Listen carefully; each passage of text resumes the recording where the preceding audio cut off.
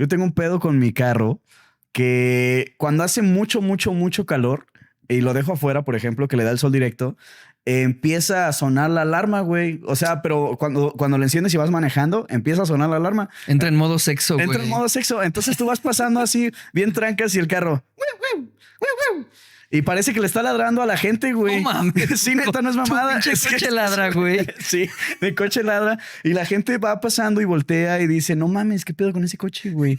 O sea, yo ya llevo así como 2 meses con esa madre y quien he llevado en mi carro lo le consta, güey. Que voltean los pinches perros así de qué pedo. Así que, pero ¿quién hace competencia? Y es mi carrito, güey. Está bien cagado ver que hay dones en su coche, así como viendo qué pedo, si es el suyo o no. No se me hace normal, ¿eh? Eso habría pues que checarlo, güey. Imagínate un tránsito, güey, pero dice, chinga, pues ¿quién fue, güey? Nah, pero o sea, el tránsito te para y tú le dices, pues Es un pedo de... El carro está en modo sexo. tiene vida propia, Tiene jefe. vida propia, como... ¿Ha visto Herbie?